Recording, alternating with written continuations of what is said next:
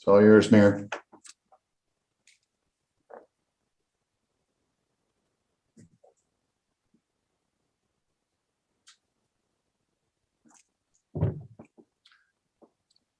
Mayor Studebaker, it's all yours.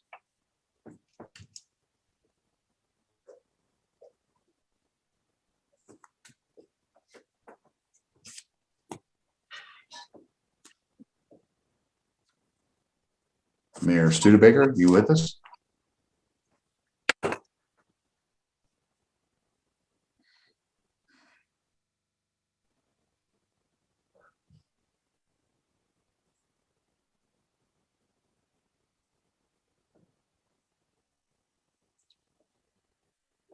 All right, gang. Without the mayor starting this, if you guys don't mind, I'll go ahead and get started. If there's any objection, please let me know. Hearing no objections. Carrie, let's go ahead and do a roll call.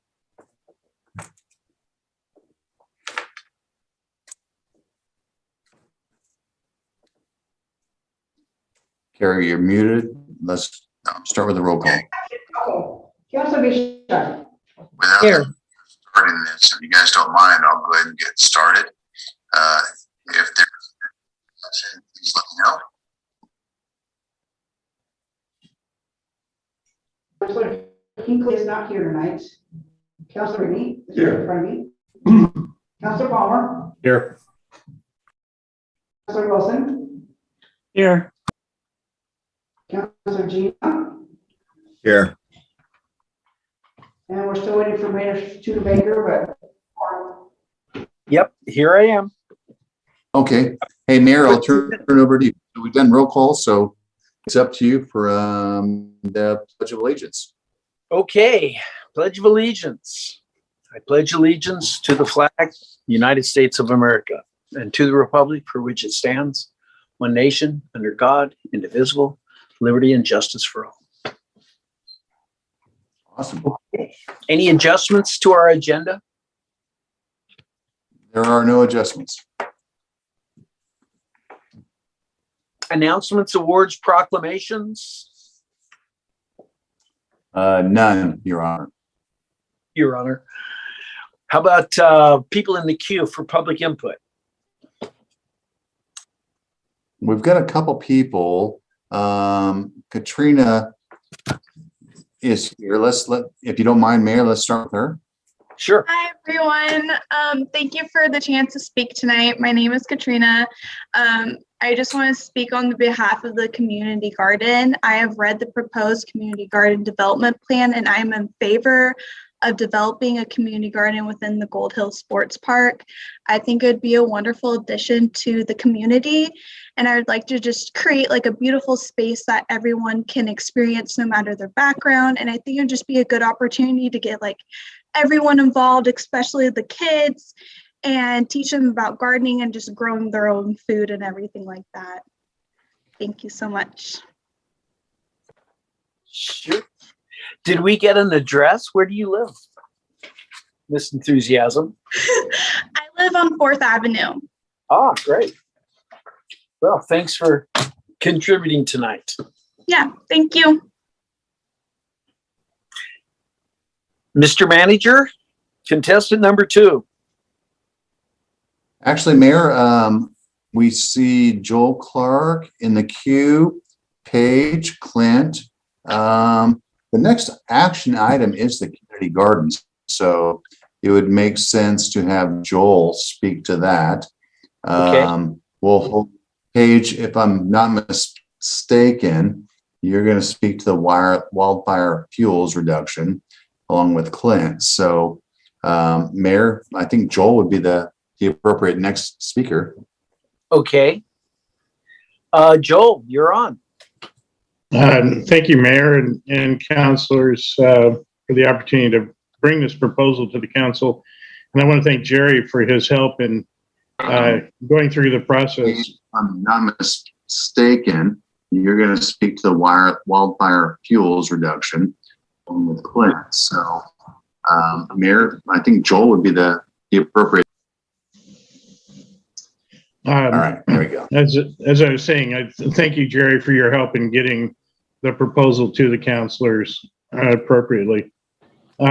So I know a number of you have read the proposal, and I just wanted to thank you for letting me bring it here. And if you have any questions, I will try to answer them.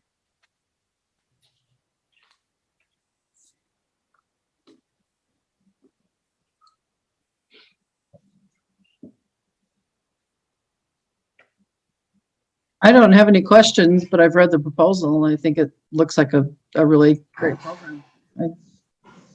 I'm very much in favor of it. It would be a nice development in our huge park also. My only concern, Joel, and I grew up, we had 7 acres on Ashland Creek down from Lithia Park.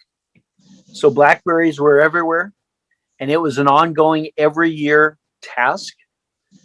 How, given that they were super thick with blackberries just a short while ago, what is your program to get in front of that so that all of your work isn't overwhelmed by the blackberries? Mayor,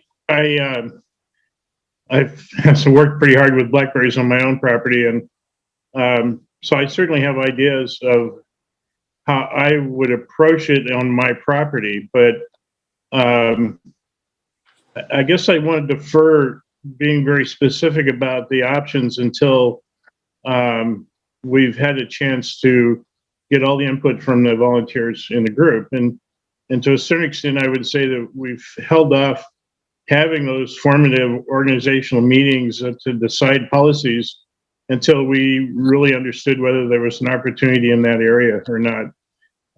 But from what I understand, there's really the key issue to getting rid of blackberries is to get rid of the root crown.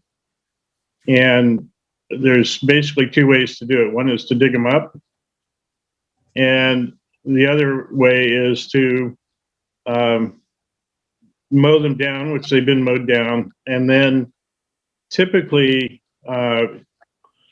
in the fall in particular, you might spray them with herbicides that pulls the herbicide down into the root crown to kill it over the winter. In the community garden, I'm not sure that that's the kind of method we would want to use. I'm guessing a lot of the community garden members would want to try to pursue organic methods, in which case I think our option is to dig up the root crowns.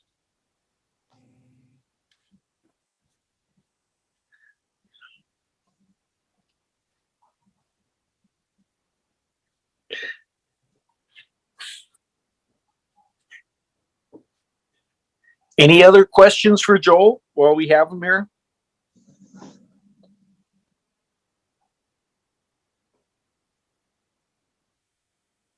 Joel, I have a question for you. How many people have you got pretty much lined up or in mind to work the garden itself?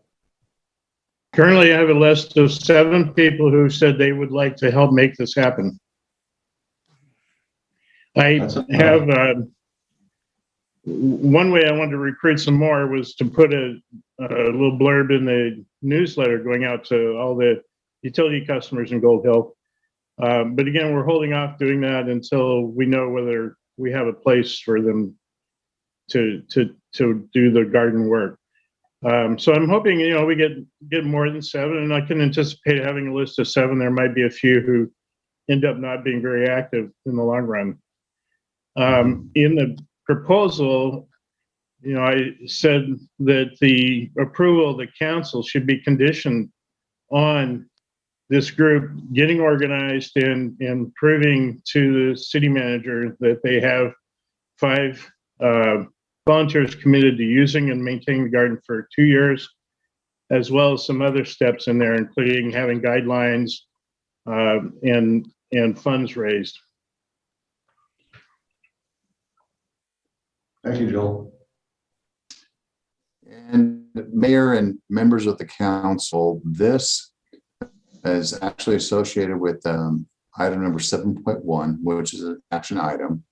It's to consider allowing Can Do to use a portion of the sports park to create a community garden. So while we have had public comments regarding this, this is an action item, and this is at the will of the council as far as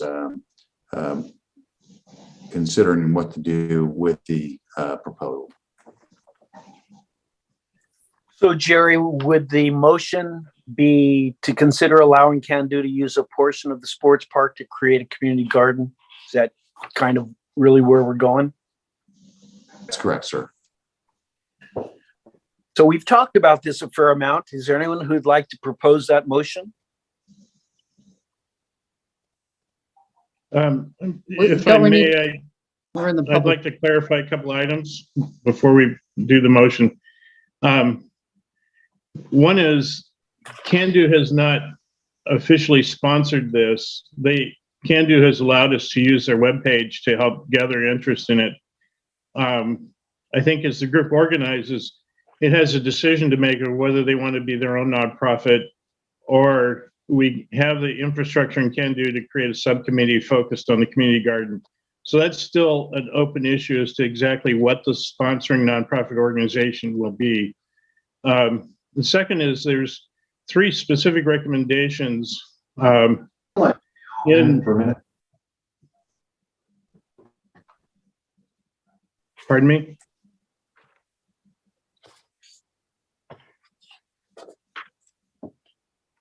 Go ahead, Joel. I'm sorry, Jerry, did you want me to pause? No, go ahead. I don't know what happened there, but go ahead. Okay. There were, I believe, 3 recommendations in the development proposal. Then we ought to make sure that we're being clear on what the motion might be. One would be to use what I called Area 1, which is the area, there's a map in the proposal. It's the area immediately adjacent to the water treatment pond. A second recommendation was to allow the use of the water, the rinse back water from the pond and the electrical box that's currently in place for the group to install a pump to pressurize that water going to the garden. Those 2 things certainly I hope can be considered. The third one might be somewhat separate, which was that the council consider providing $1,500 or $2,000 in matching funds to encourage the fundraising by the volunteers. So all 3 of those things, I'd want to be sure that we're being clear about which ones we're considering.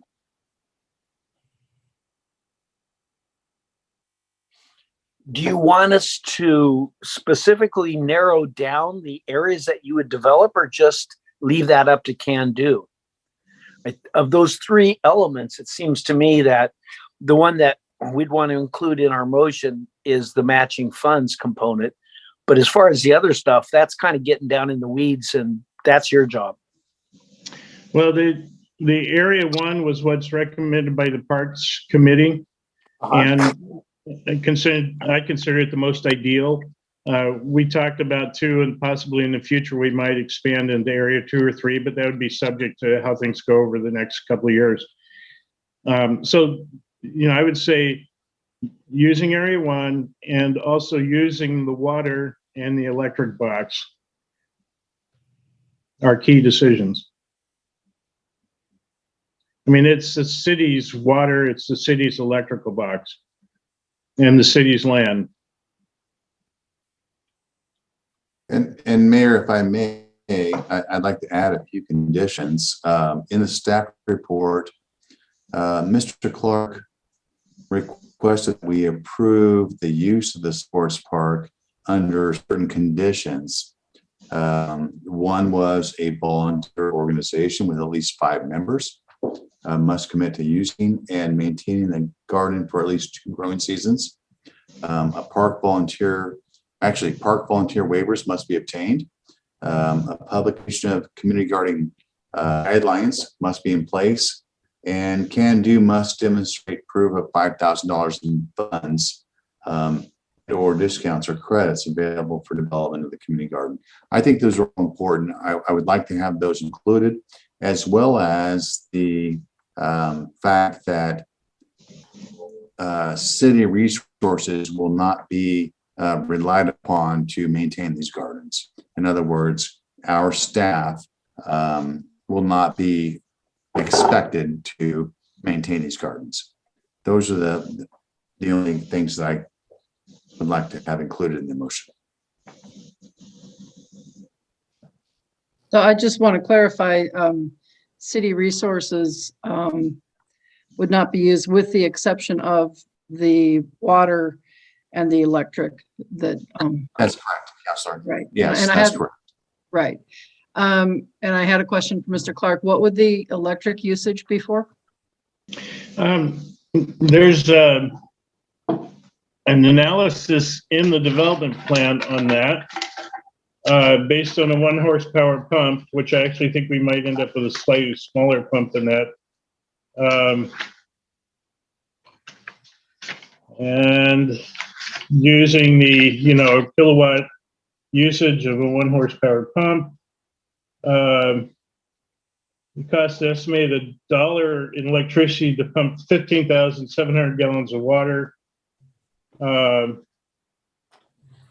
And so for a 1 horsepower pump, it would cost about 12 cents an hour to run. And that would produce 3,300 gallons of water under pressure. I did not produce an annual estimate based on that. You have any plans to put any lighting in? No.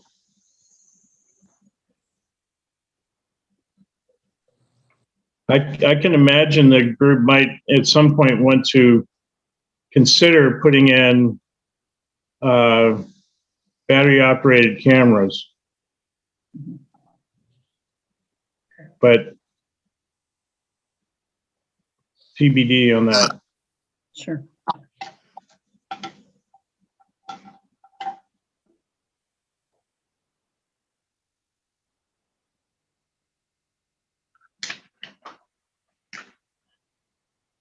So it's my understanding that the motion on this would have to wait until we get to that point in the agenda, that we are still in public comment. Is that correct? Yes. I mean, the public comment is related to this item, and counselors and mayor, you guys can go ahead and make a motion unless there's any other public comment regarding the community garden. Jerry, I have one other thing. I don't know, nothing has been brought to our attention about using our water rights to the river.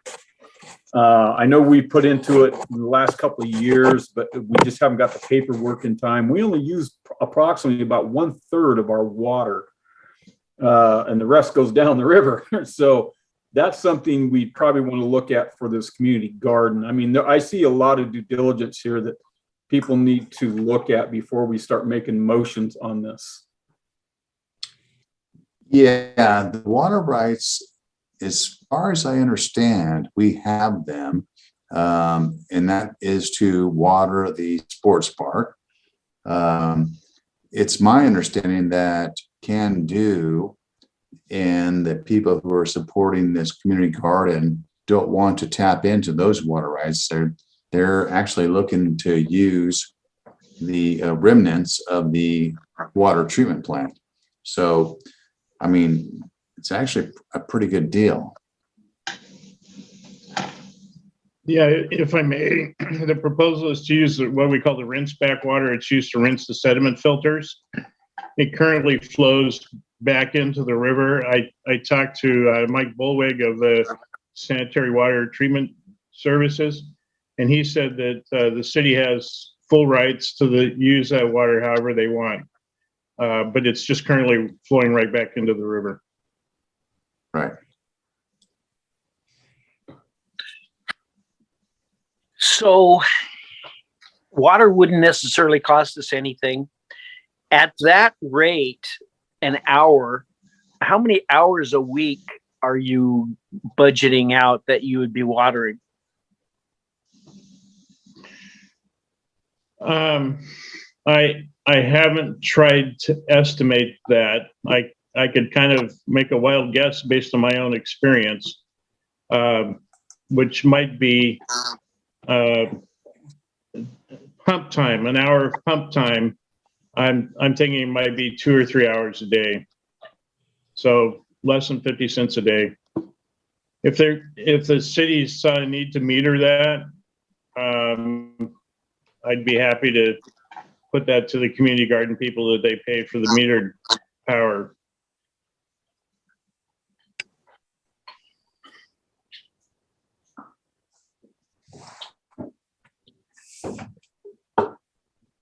Or maybe the city would like to consider a fee to the nonprofit community group.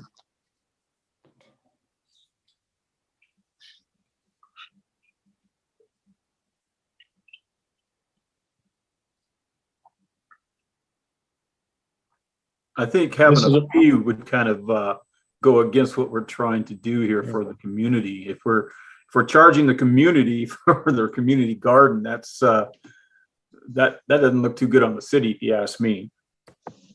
It's also going to be seasonal use. So if it's 2 or 3 hours a day, that would only be 5 or 6 months a year.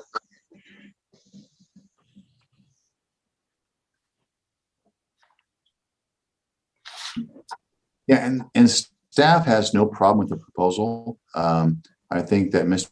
Clark did a great job describing responsibilities. As long as we stick to the guidelines that were listed in the staff report, I think we're good to go. At this point, staff's got no objections. So would this be a time to make the motion, or are we waiting until we reach that on the agenda?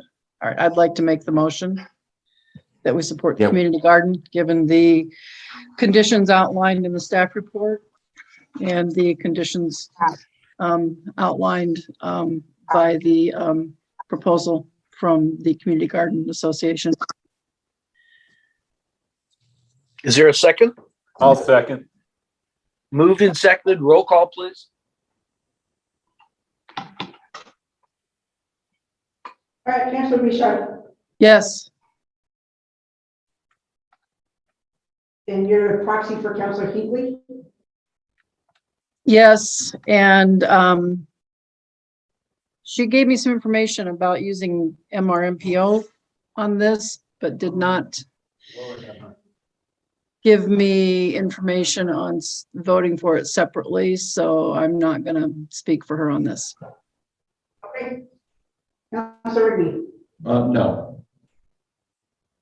Councilor Palmer, Yes. Councilor Wilson, Yes. Councilor Gina. Yes. All right, motion passed. Thanks, Joe. Lots of good work there. 7-2. So are we, why don't we, let's see, we're still technically in the public hearing segment. Why don't we have the person, You guys, we can't do this. We're either in public comment or we've done Yeah. with that and We- we've moved on to the agenda items. We Well, can't go and- back and forth.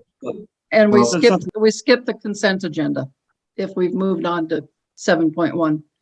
If we went from public to this, then we skipped the consent agenda. I don't think there was anything in the consent agenda and public comments. Based on my experience, we can hold those comments until their particular item comes up. So for instance, I know Paige, Clint, and Steve are probably here for the wildfire fuels reduction. There's nothing wrong with waiting for them to present their comments when that item comes up. Unless, Mayor, you have a different idea, I think we're still okay. that's fine with me. If they were willing to wait, sure. Okay. So shall we go to action item 7.2? I think so. MRMPO Okay. And- fund budget. And Counselor Beach, there were no consent items. I made them all action items so we can talk about them. So hopefully that's okay.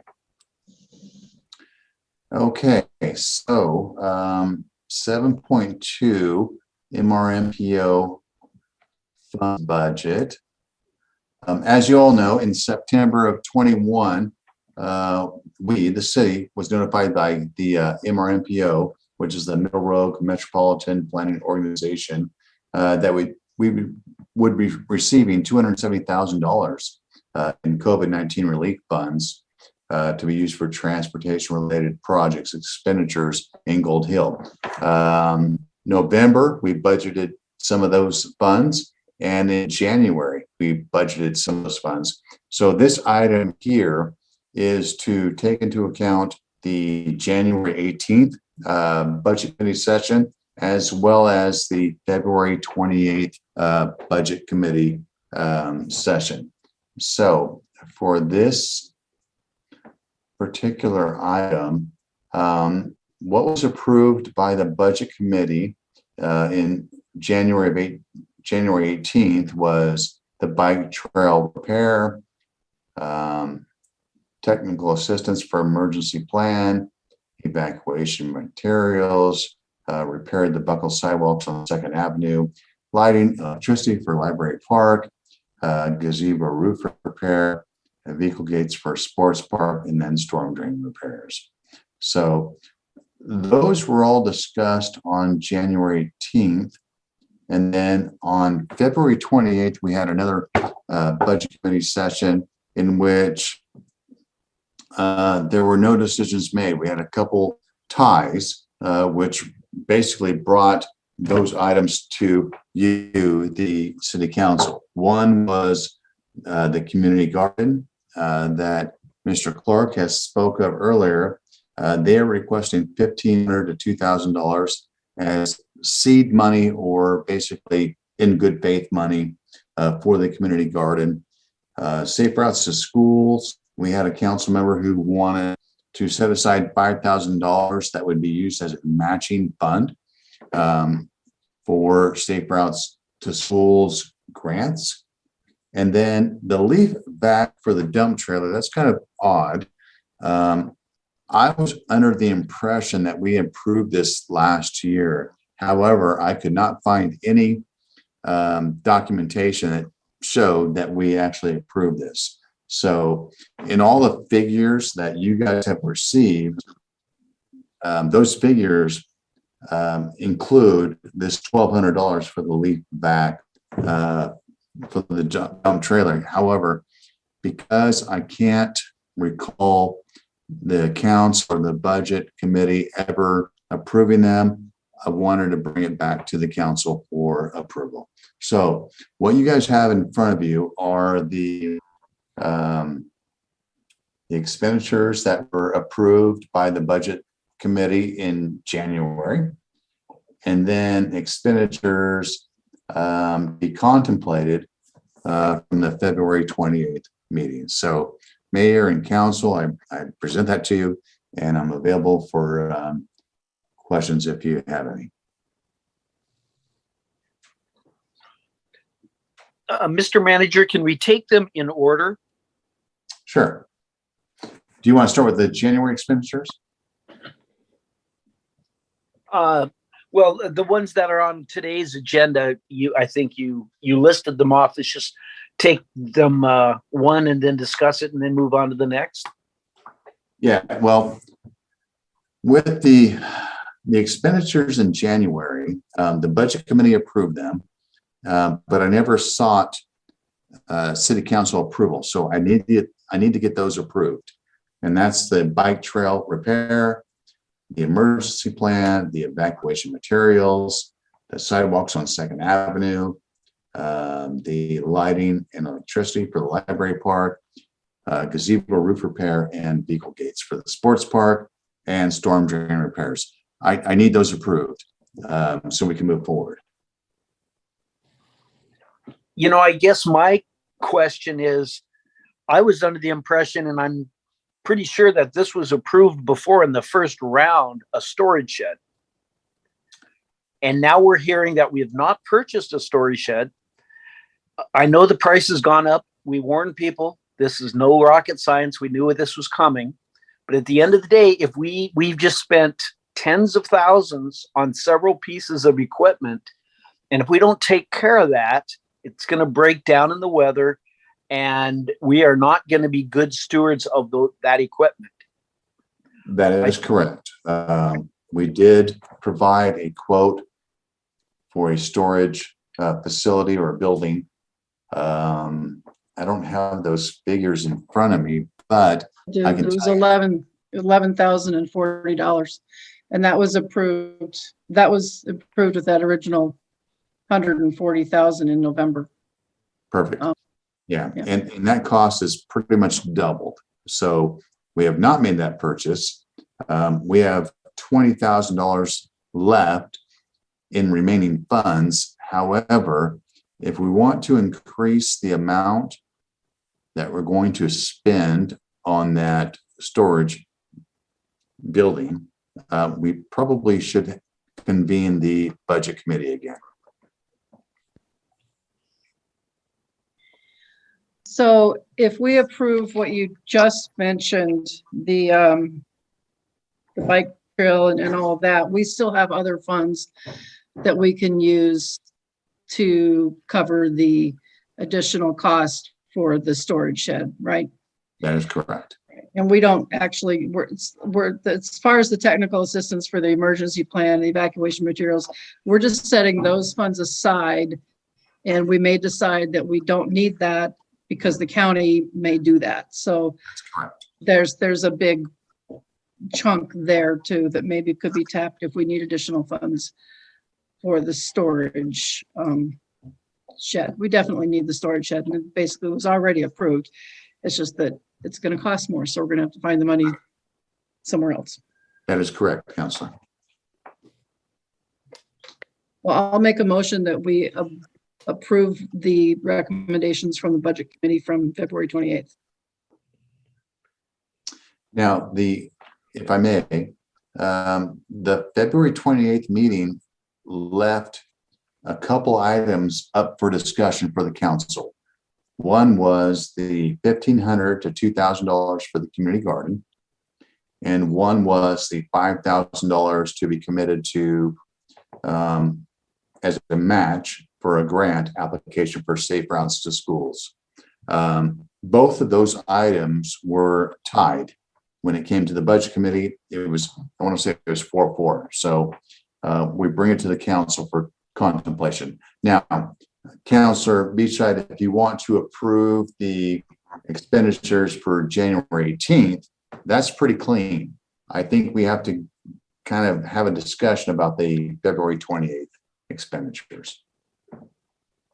Yeah, I may have spoken. I think I meant January 18th. Okay. That makes sense. So we have a motion to approve the expenditures of January 18th. And do we have a second?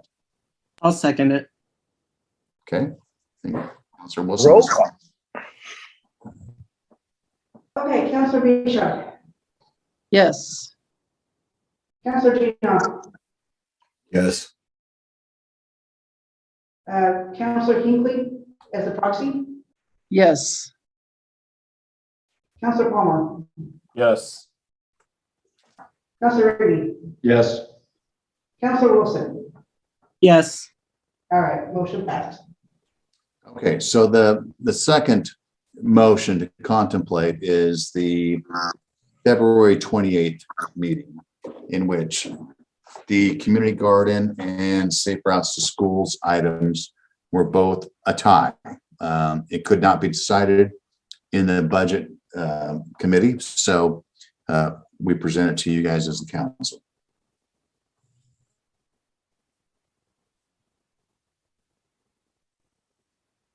And of course, the final thing is the leaf back for the dump trailer. I thought that was already approved. I've already taken that amount out of the budget. So I think all we need is just an official approval by the council. So I have something from you guys saying, yes, we're okay with this expenditure. I'd Can like we- to- Go ahead, Janet. I'd like to make a motion to approve the money for the community garden and for the leaf vac. Second. Moved and seconded. Roll call. Counselor Wilson, Yes. Counselor Whitney, Yes. Counselor Palmer, Yes. Counselor Hinckley as the proxy, No, Counselor Gino, Yes. Counselor Bishop. yes, All right, motion passed. Okay, so I'm assuming for lack of a motion, the Safe Routes to Schools grant match fails, correct? Correct. why? Why is that? Counselor Beach, there was still the Safe Routes to School grant match for 5,000. Do we need, We do need a motion. If we want to approve that, then we do need a motion. Otherwise, it'll die for lack of a motion. I will make a motion that we allocate 5,000 of the MRMPO funds to get matching funds from the state to study safe routes to school in Gold Hill. Is there a second?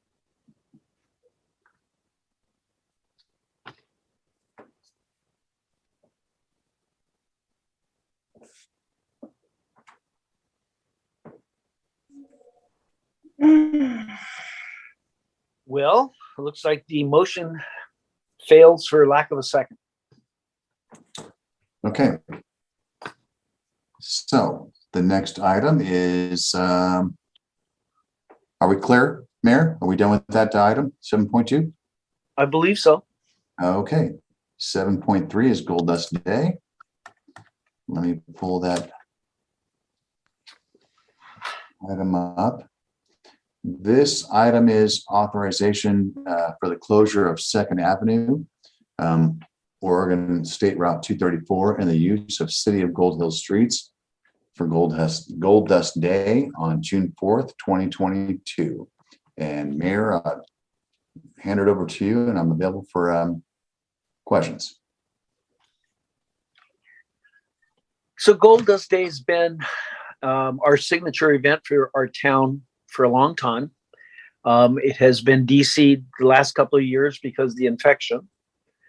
I think it's a great opportunity to show off our little town, and I'm excited that there's interest in initiating it again.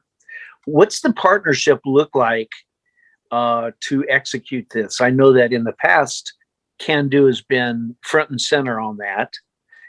If Joel is still with us, can he address Can Do's feelings on Gold Dust Day?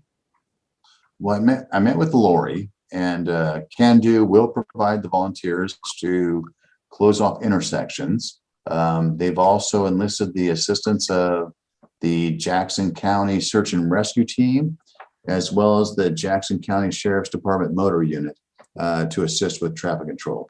So it looks like Can Do volunteers will be staffing intersections and making sure that streets are closed and traffic moves smoothly. As far as city staff, Can Do is requesting that we set signs up in the morning and take signs down in the afternoon or evening. I will work with staff. Even if I have to do it myself, I'll make sure it happens so we can make this event happen. Joel, did I miss anything? Yeah, Can Do will, Lori has run this for Can Do several times, and so I'm convinced it's in good hands. I know one of the things she spends a lot of time on is getting vendors to come and defining the activities. Like, I'm not sure what they'll be this year, but I remember we had games for kids in the park and a whole bunch of other things. So all that will be under Lori's direction in Can Do. And Joel, are we expecting it to look like the lineup of events as in past years with the games and the vendors and the parade? I think it's going to be roughly similar. You know, we may find some things not quite the same, but I think at this point, that's the direction, is to basically copy what we've done before. Do we know what the date is? June 4th. June 4th.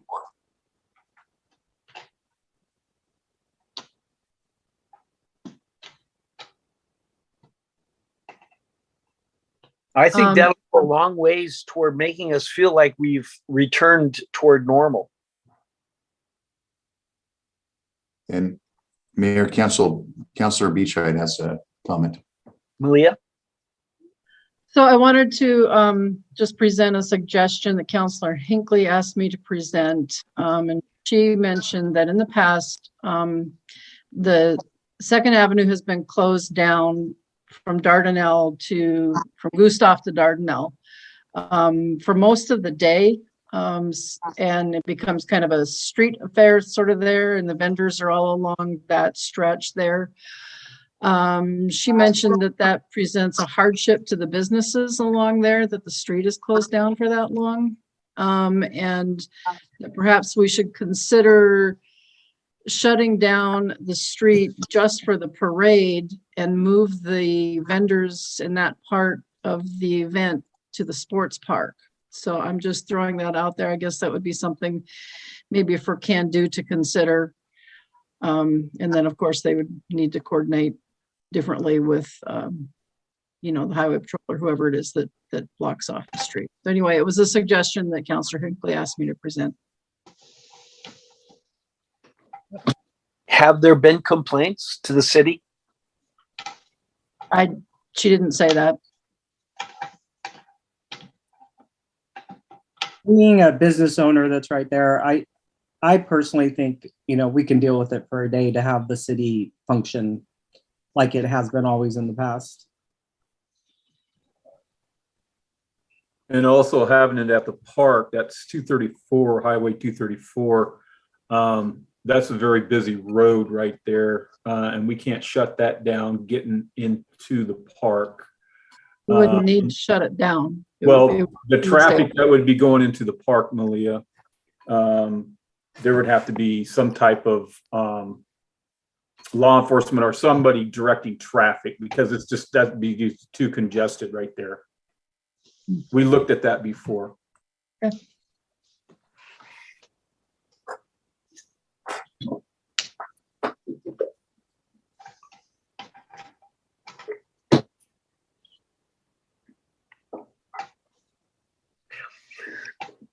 Joel, you've heard the concern.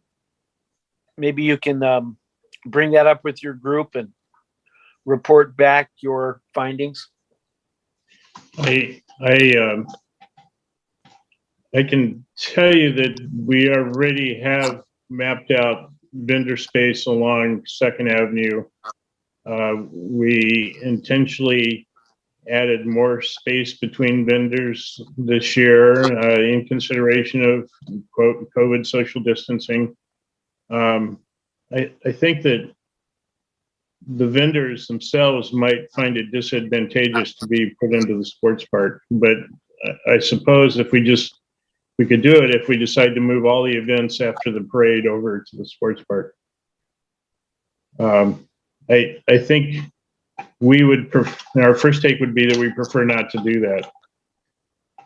I don't know if that's something we can decide tonight, or you want me to go back and talk to Can Do and come back to the council.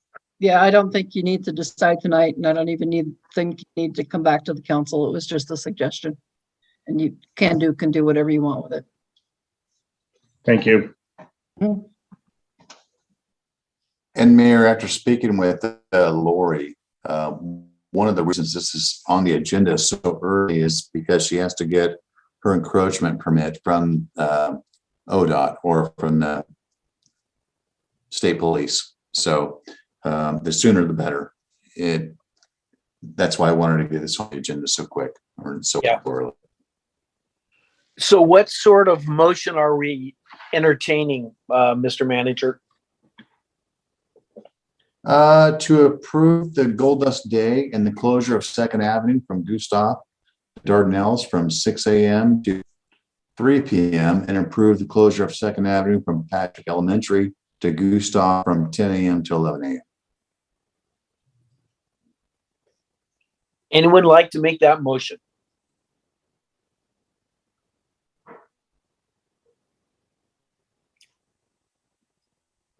I will make the motion to approve the closure of Second Avenue for the use of Gold Dust Days from, I can't see the hours in front of me.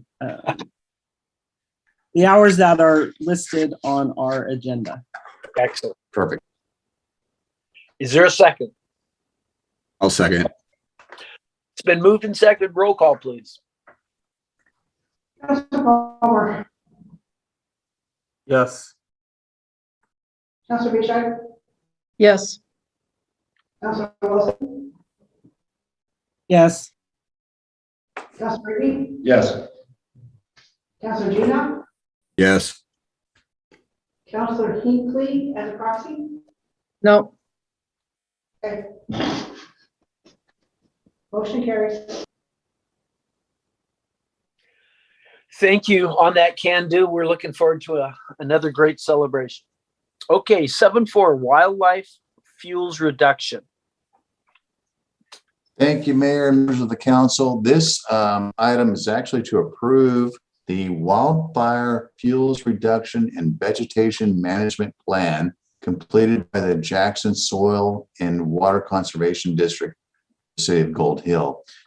This started back in 2021, July, in which our Parks and Recreation Advisory Committee requested Jackson Soil and Conservation District to complete a wildfire fuels reduction and vegetation management plan for the city's sports and beach parks.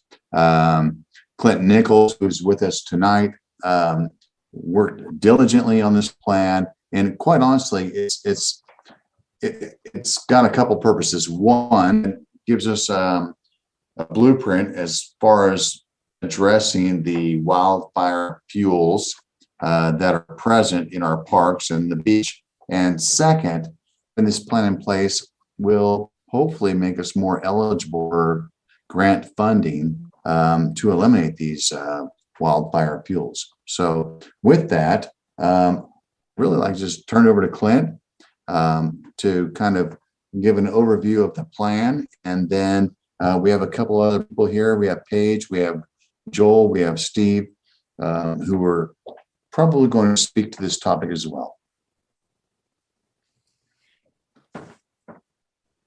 Okay, Hey, everybody. Clint? Yeah, sorry, everybody's talking over me. Hi, so my name is Clint Nichols. I'm with Jackson Soil and Water Conservation District. I'm the Forest and Riparian Resource Conservationist with the district. Real quick, I just want to give you guys an idea of who Jackson Soil and Water is, because a lot of people don't really know who we are. So Jackson Soil and Water Conservation District, we are a special district for the state of Oregon. That's a fancy way of saying that we are relatively autonomous in how we operate and where we operate. So don't let the name fool you. Jackson Soil and Water Conservation District doesn't mean that we're part of the county, though Jackson County is our boundaries. We're a lot like a fire district, or maybe like a library district, in that we have to procure our own funding, either through like a ballot measure that provides funding from property taxes. A lot of soil and water conservation districts throughout the state operate almost solely on grants or from small amounts of money that they get from the Oregon Department of Agriculture. That being said, the history of soil and water conservation district is such that we do have our roots in agriculture. The idea of soil and water conservation districts was born out of the Dust Bowl era of the 30s, and it was primarily a method to get information out of land grant schools and out to producers, particularly in the Midwest. But the idea sort of caught on and went and went nationwide. So every state has an equivalent to a soil and water conservation district. In California, they're called resource conservation districts, but they basically do the same thing. And a lot of soil and water conservation districts have expanded their operations to include things like forestry, wildfire, wildlife habitat, and a number of other things. Urban issues are another one that soil and water conservation districts delve into, simply because of the changing demographics in a lot of our counties. So you'll find a soil and water conservation at least one soil and water conservation district in every county in the state of Oregon. Some counties like Josephine actually have 2 soil and water conservation districts, and each one operates a little bit differently. They have different roles that they play, but or resources that they work on. Some are primarily still agriculturally focused, and some focus more on habitat. Here in Jackson County, because of the various land ownership styles, I guess, that we have in Jackson County, everything from that traditional agriculture to industrial and non-industrial timber harvest, to rural residential, to urban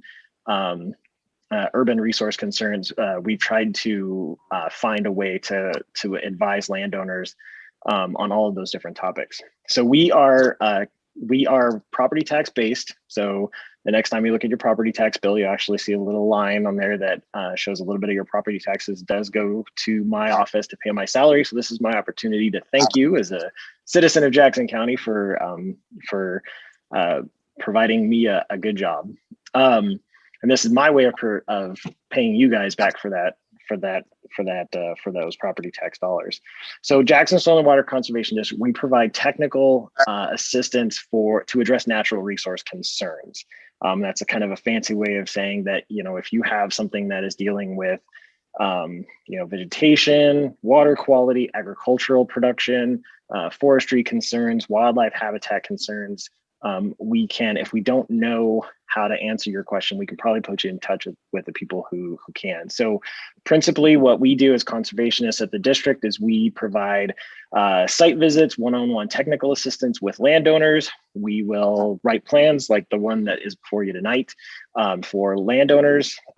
When feasible and appropriate, we'll help landowners find funding through grants or other various publicly available methods to get some of those projects off the ground and running. So a lot of times soil and water conservation districts deal primarily with private landowners. But I really enjoyed this opportunity to help the city of Gold Hill work with them to make the sports park and the beach park that much more of a really cool place. And I hope the feel that you got from the plan is that it's twofold. One, of course, is the wildfire concerns. A little bit about my background in working on fuels plans. So my first venture into that world was after the Penninger fire. We worked with the city of Central Point and local public safety agencies like Fire District 3 and the Sheriff's Department to figure out a way to both revegetate that area of Bear Creek, but also allow those public service agencies to still police and maintain those areas because of the unhoused and the camping issues that Bear Creek has right now. So worked with them on that. I'm also a part of the Bear Creek Restoration Initiative, and that's a multi-agency stakeholder organization that's trying to help the cities and the county guide their policies and their planning around what to do with the Bear Creek Greenway and the riparian areas around there, trying to find that good balance between healthy riparian ecosystems and public safety and some of the social issues around the Bear Creek Greenway and that. I also do a lot of fuels reduction projects in forestry settings. We helped quite a bit with the South Oban Chain fire recovery, and we're still doing a lot of work out there. So I have a pretty good background in fire and fuels reduction. My degree is actually in forestry. So I was really excited to work on this again, not only to help the city work on protecting the city of Gold Hill from the type of fire that we saw last year or 2 years ago, I'm sorry, with the Almeida fire, but also to find that balance within the sports park to preserve not only the wildfire risk, but also the recreational and the ecosystem functions that are in that park. You guys have a really beautiful gem of a park here. And this is my way of helping you guys protect it. So I'm really excited. The Parks Committee has been a really great partner in this effort, giving us really good feedback as we were developing the plan, guiding us on kind of the things that we wanted to see happen out there. And we got some good feedback from folks at Fire District 5 and some of our local restoration contractors like Lomakotsi. So it's been a very collaborative effort. And again, I hope you see in the plan that we've really tried to strike that balance between managing that fire risk and preserving some of those recreational values that's so valuable in the park. So, and that's my cat. Hi, that's her Zoom moment for the day. I'll be here if anybody has any questions. And yeah, my cat wants a cameo. Clint, it's a long document. It's very thorough. Could you give us the executive summary of basically what are the big elements of it, and shrink 65 pages down to 2 pages? Yeah, sure. So, the introduction of the plan simply outlines sort of the goals and the objectives of the plan. So, again, simply stated, trying to reduce the risk of wildfire, in the park and to the surrounding city and the residents. After that, we took the parks and we divided them up into what we call management zones. And each management zone has a specific prescription written for each of those management zones. And it talks about not only sort of how to get it to a place where it's manageable, but also the maintenance going past that. Yeah, I know. Oh, you're probably hungry. Which I think is an important thing. When we were having the conversation about the community garden, there was a really good conversation about blackberry, trying to keep blackberry down, and I'll back up everything that Joel had said about how to get rid of blackberry and keep them gone. There is a good section in there that talks about adaptive management, and what I'd like to see there. I'm happy to stay involved and continue to make adjustments to those plans that the plan and advise as it evolves. But it's something that I think the Parks Committee should sort of spearhead and make sure that it's on the agenda regularly for their meetings and gets involved into any budget discussions so that we can plan those improvements to the park down the road. One thing I will say about the park or about the plan is that it's not intended to be an all-encompassing plan about future development for the park. What I would like, it really addresses the vegetation management as it is now and what the use of the park is now. And so to me, having an adaptive management section in there is important because if, say, like, for example, a whitewater park materializes in the park, that's going to change how the management changes. So having a section in there that talks about the process for approval of amendments to the plan and how the plan can change and evolve over time, I think is important. Probably the other most useful section of the plan is a list of other resources to do the work. Everything from public agencies to private contractors. We have some sections in there that talk a little bit about that. And then some handy maps that kind of define a little bit of where these management areas are. I think that's probably a pretty good 30,000 foot overview of the plan. Excellent. Thank you. So you have 3 others that would like to speak in support of this issue. Why don't you direct your people, have them chat on whatever they want to talk about? Let's see, I think Paige is here and then Steve. I'm not Okay. sure what the person was. That sounds good. I think there's just 2 of us, Mayor, myself and Steve Kiesling. So good evening, counselors. Thank you for your time this evening. Hello, everyone here. I'm Paige Pruitt. I'm with the Parks Advisory Committee, and I thought I would give you all a little bit of context about how this plan came to be through the Parks Committee, and more importantly, why we need it. A couple years back when we, the city was looking for Parks Advisory Committee members and I filled out my application, I'd indicated that one of my top priorities was addressing the overgrowth of blackberries in the park, primarily because they're a significant fuel for wildfire, as we all saw in the Almeda fire, And also because they're consuming quite a bit of what could otherwise be usable park space and or blocking access to the river and the riparian areas. So soon after the Parks Committee formed, I had contacted, with the agreement of the Parks Committee, I contacted the Oregon Department of Forestry to inquire if they had resources to help with fuels reduction, and they responded well. You all may recall that this time last year, ODF had hired a contractor and directed $10,000 worth of services to clear blackberries closest to the homes along the bike path on 234 and near the city infrastructure, namely the water treatment plant. And while that was an amazing and terrific start, it really was just a start. So last summer, I met with former city manager Jessica, and we had Clint Nichols, who you just met, and two professionals from Lomakatsi come out.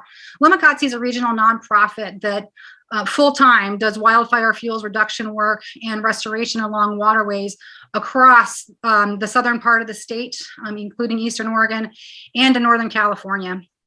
They have crews and equipment and expertise to tackle projects like this year round. But when they were here, they indicated if we wanted to engage them, we needed a plan. They couldn't just come out and work without a plan. I had heard that also from Oregon Department of Forestry if we wanted them to continue work, and other state agencies. They said you need a plan in order to submit grants and to solicit their partnership. So during that meeting, Clint, who you've met tonight, chimed in and mentioned that Soil and Water Conservation District develops vegetation management plans for municipalities and at no charge. So it's very hard to say no to that. And Clint has also, as he mentioned, been working with other municipalities and partners and agencies in Jackson County to address blackberries and invasive species. So we have had the opportunity to tap into that experience and the similar solutions that other Jackson County municipalities are pursuing. So I guess in short, Gold Hill is extremely fortunate to have this enormous park along the river. But like in other communities, many of which have full parks departments and a robust staff, there are resources, financial resources and professionals that are available to help us if we have a plan, which will also save the city time and money in the long run. So I know I am really looking forward to seeing how this unfolds and how it benefits the park in coming months and years. And I thank you all for your consideration very much. Any questions for Paige? I'd just like to add I'm Steve Kiesling. I'm the chair of the Parks Committee, and just want to add that this is, it's a very long plan, and I don't know if everybody's had a chance to read it. The good news is that we've spent a lot of time walking through the park, both before the plan was drafted and then after the draft was completed. And we were with the fire district and with Tony and Shannon and park staff. And the point was to get everybody on board with this plan so that it wouldn't just be, it's just not an on paper thing. This is something real that everybody has agreed is a good idea of the people involved, who have to put it into action. So I hope you all will read it, but also know that it's already been walked through the park a couple of times, and the fire district is behind it, and I think the staff is behind it, and all the Parks Commission is behind it. So anyway, I hope that helps. Any questions for Mike, for Steve or Paige?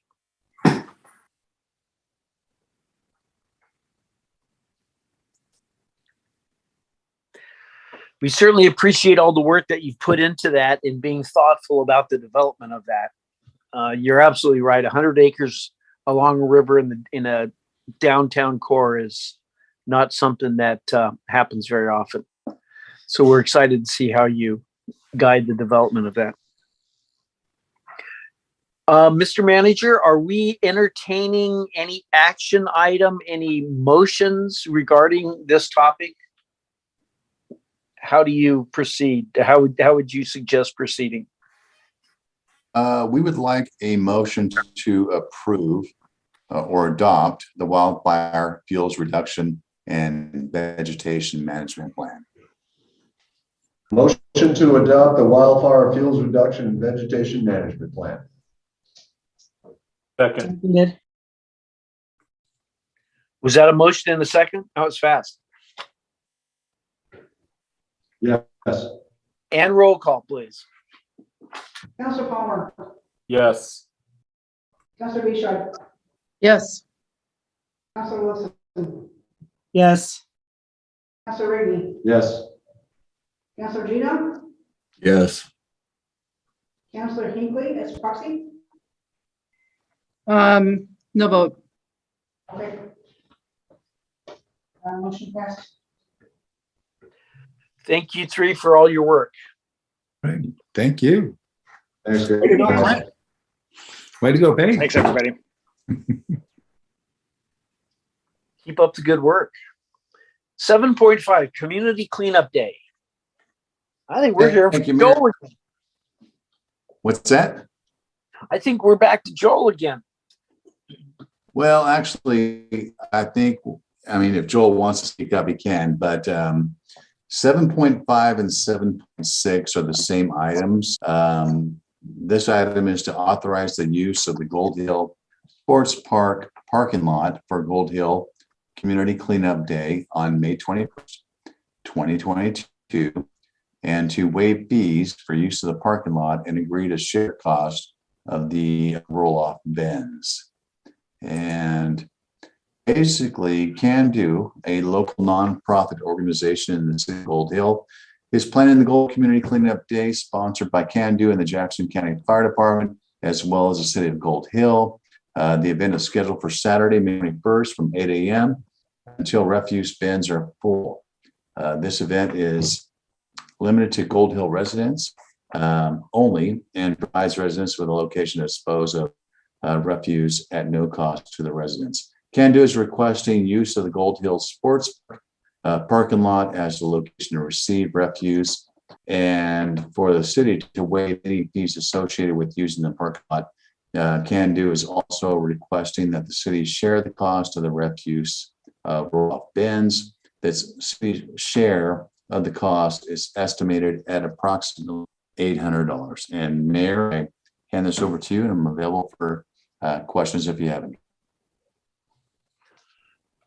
So May 21st, the morning, and it seems like we ran out of space by early afternoon. So it'll at least go till noon. Do we recall, was it 8 of the containers that we filled up last year? 6? I don't have that number.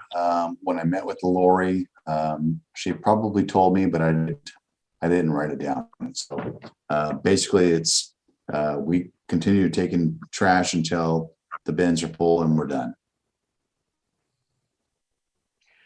And that's 8 containers worth, that's not in our backyards and along our fence lines.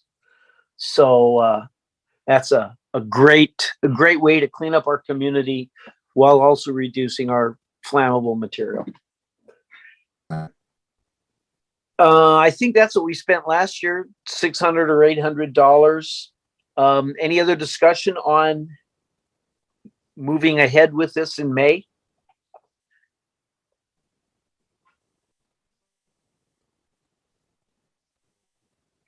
If not, we would entertain a motion. I'll make a motion to approve the use of the Gold Hill Sports Park for cleanup day, waive parking fees for the day, and to split the cost of the roll-off bin.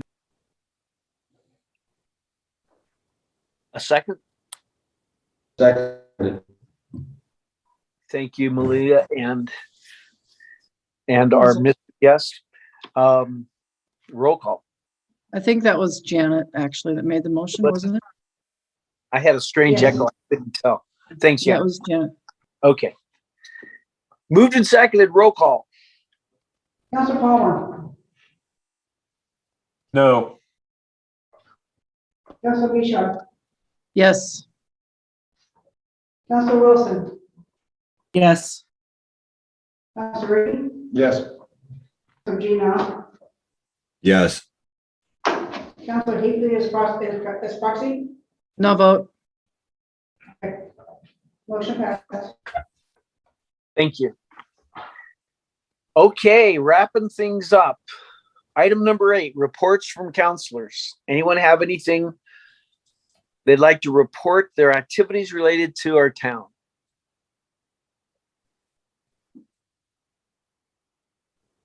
Mr. Mayor and fellow councilors and Jerry, I'm still working on trying to put together a little plan to get our schools and other horticultural societies or clubs involved with our up effort.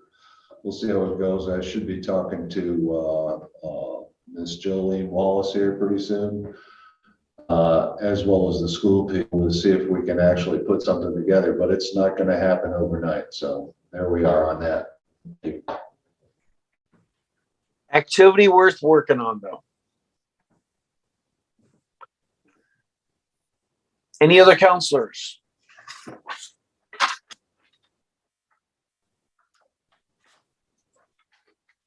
Department reports. Thank you, Mayor and members of the council. Nothing really to report. I just wanted to express my, gratitude for how smooth these meetings are going. We had a pretty healthy agenda today, and look, it's 7:15 and we're almost done. So I just want to really express my appreciation to the council for just letting us move these things along. And I also appreciate your support. We will have to have another meeting in March. I want to give you guys a heads up that it will be the 21st of March, but we do have some good business to discuss.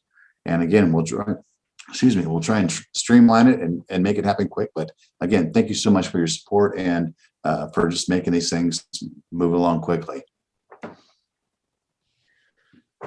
Well, we appreciate the tiny staff that we have that manages all of these ongoing things, as well as these exploratory projects that we keep adding to you and Carrie. Thank you to. Yeah, we got some great stuff. Have we gotten any information on using the app for paying for parking? Have we gotten anywhere on that now that summer's starting to come up on us here pretty quick? I am working on that, Counselor. In fact, I'm going to piggyback on this same app that they use in Medford. I found that, so I've got a great lead, and I can almost assure you that I'll have something in place shortly. Great, thank you. Yep. What's the chance we're getting a report on that in 2 weeks on the 21st? I can do that. Yeah, definitely. I have a question about that. When we have this app situation happening and on board, will people still have the traditional option of paying with paper? Because not everybody has a smartphone. Yeah, that's a great question, Counselor. I don't have an answer for you. I know that downtown Medford, when I went down there, the only option was to use the app. So I think that's something we'll have to work through as far as a hybrid, which I'm not opposed to. I do like the app, and I do like the fact that it is used in Medford, which is very close to us. So hopefully if they have it on their phone for Medford, they'll use it here. But as far as traditional paying cash at the box, I don't have an answer. I really don't. Okay, well, I think it's something we really need to consider, because I think it's, not everyone can afford a smartphone. And so if you're saying the only way you can use this park is if you own a smartphone, that's not fair. It's, Understood. It's inexpensive entertainment for a lot of people. It's all they can afford. So, Yep. Okay. Thanks. Well, no, the only way, you got to look at it this way too. That's not the only way they can use the park. There's other parking areas, Tillamook Falls, and also near like the entrance of the library where people can park and walk in. And I'm going to say probably 95% of people have a smartphone. And there's also the option of buying a year-round pass for $20 where they can go and have that for the year and not have to worry about using the app. But I really want to see us get away from cash. It just gets stolen. Okay, I hear you. It is a problem. I got it. I got my marching orders and I'll take care of it, guys. I'll have a report for you in 2 weeks. Carrie?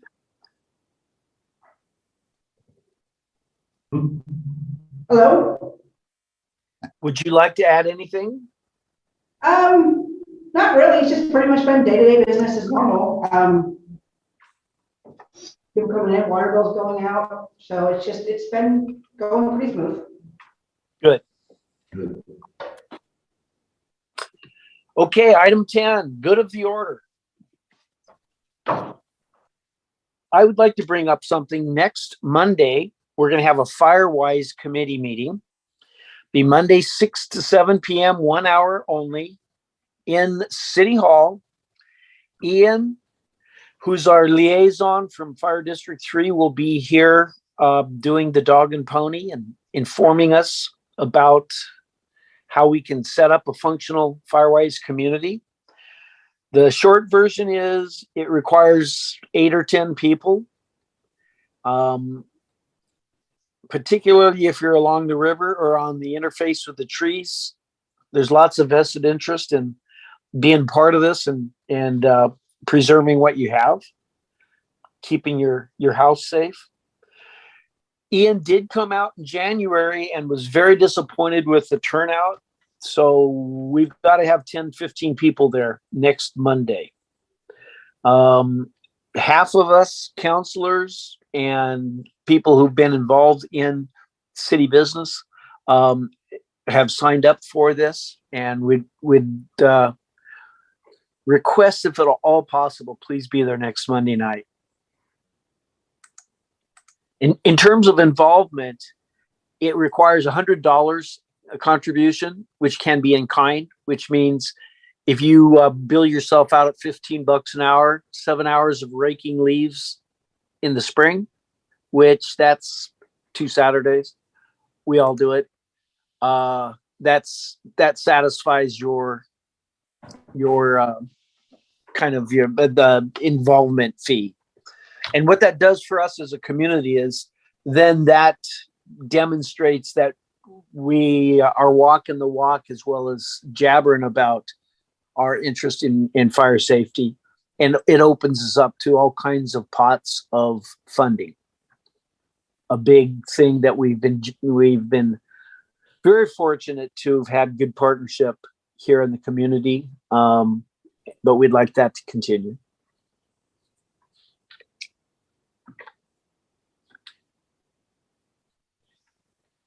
Anyone else?